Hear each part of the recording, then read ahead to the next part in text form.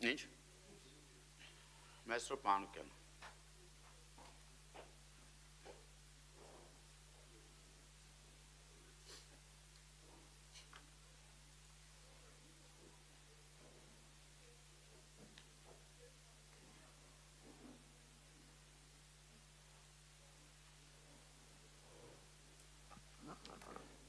Շնորհակալություն։ Ստեղ Տիգրան Ավինյանքի է գրած։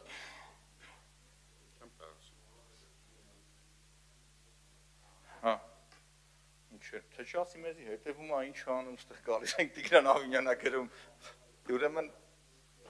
տեսեք Իսահակյանի հետ կապված ինչ հիշողություն ունեմ, Երջանկայիշատակ Վարդան Դևրիկյանը Աբեղյանի անվան գրականության ինստիտուտի տնօրենը մեծ հայրենասեր,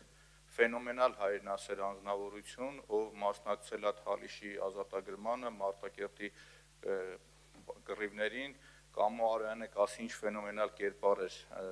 Դևրիկյանը, եւ Դևրիկյանին ինչ հիշեցի ես, ինչ Իսահակյանի հետ ինչ կապ ուներ, Արցախ գնալուց ես եւ Դևրիկյանը, կարծում եմ իր աղջիկը հիմա կտեսնի կփաստի նաեւ, միշտ իրար հետ էին գնում եւ ինչ շատ հետաքրքիր էր մեր հայրենասեր, մեր կռված տղերքի անցած ճանապարհը եւ երբ որ խոսում էինք, ասում էի այդ գրականագետներից էլ ով կա որ հայրենասեր մարդ է, էլ ով կա որ դրական մարդ է, ասում էր Սարյանի թորն ու ամուսինը,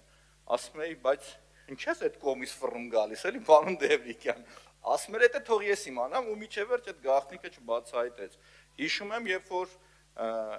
Դևրիկյանը պատմում են, Դևրիկյանի պատմությունը շատ ունիկալ էր, որ ինքը վիրավորվում է, վիրավորվելուց հետո խիստ պահանջ դնում են, որ Մատենադարանի գիտաշխատող առաջիկից վիրավորվել է, վռած վերտալյոտով ուղարկում են Երևան, 5 օր հետո ձեռները կապած հայտնվում է Մադաղիսի եւ Թալիշի այդ հատվածում։ Եվ ինչն է հետաքրքիր, անձամբ ինքը, որ խոսում եք տարբեր բաներից, ինձ տարել է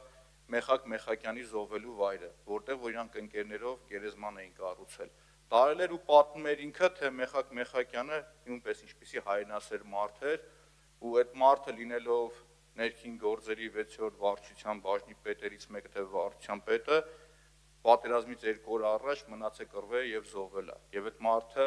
Արցախը դիտարկում էր որպես լինելիության հույս։ Արցախը դիտարկում էր արժանապատվություն։ Եվ նմանատիպ ձևով նաեւ Դևրիկյանը պատմել է Իսահակյանի մասին։ Ինչի համար եմ ասում, Երևանը պիտի ունենա արժանի պատվավոր քաղաքացիներ։ Ինչը չի ասի ձեր հաջորդ ներկայացված մարդկանցից մեկի մասին, որի մասին կանդրադառնամ շատ հանգամանալից։ Ինչը վերաբերվում է պարոն Գալջան, չեմ կարող չանդրադառնալ այն փաստին, որ ասում եք Գյումրիի ձայնագրությունները դատարանում փաստաբանի հետ, մյուս փաստաբանի հետ անձամբ ես խոսել եմ, ասել եմ որպես իրեղեն ապացույց, որպես ուղիղ փաստ, եկեք հետազոտենք։ Գիտեք ինչ ասեք հնչականը։ Գիտեք, ասեմ, որ իմանաք, հրաժարվել է ներկայացնելուց։ Իսկ ինչի է հրաժարվել։ Հիմա ես կարամ ասեմ, որ գործ են սարքում, իսկ գործ սարքելու մեջ չեմպիոն են։ Այդ որ ապօրինի գույքից խոսում եք, ասեմ ժողովուրդ ջան, ուղիղ իմ ընտանիքի օրինակով, գործ սարքոցի է։ Ինչի համար, որովհետև տենց բան տեսել եք, տենց գժանոց։ Ընկել եմ դատախազության հետևից, ասեմ, հելեք եկեք ապացուցեմ էդի, որ հարուցել եք մեր վրա։ Հելեք եկեք, իրանք են հրաժարվում գալուց։ Բա գժանոց չի, որ տունը վարկով առել եմ, համ տունն են դիտարկի ապօրինի, համ վարկը։ Ասեմ, արա դու գիժ չեք, այտենց ոնց կարելի է։ Ասում եմ, սպառողական վարկը վեցել ես տուն ես մարել։ Լավ եմ արել։ Լավ եմ արել։ Հիմա այդքանից հետո ես ձեզ ապօրինի գույքը հավատամ, այդ մանկապարտեզներից որ խոսում եք, պարոն Գալջան, հետևողական եմ լինելու, տեսնեմ քանի հատ եք հետ բերե։ Ոնց որ հետևողական եմ, որ 15 հատ մանկապարտեզը մոռացել եք, փակել եք ու մոռացել եք։ Կառավարման ճգնաժամ, Աջափնյակում իրար կող 40, 41, 42։ 3 մի գծի վրա մանկապարտեզ դրե փակել եք։ Չէ, տես շատ օրինակներ կարող եմ բերել, բազում օրինակներ պիտի բերեմ, բայց նաև պարոն Փամբուխչյան, ես անցյալ անգամ էլ, երբ որ մենք կոչում էինք տալիս, շնորհում, խնդրեցինք, որ այդ մարդկանց հրավիրենք մենք ստեղ, ճանաչենք, նաև մեծարենք, նաև ասենք, որ դուք արժանի չեք օրինակի համար, էլ հասկանանք, էլի այդ մարդիկ ինչ վաստակ ունեն օրինակի համար,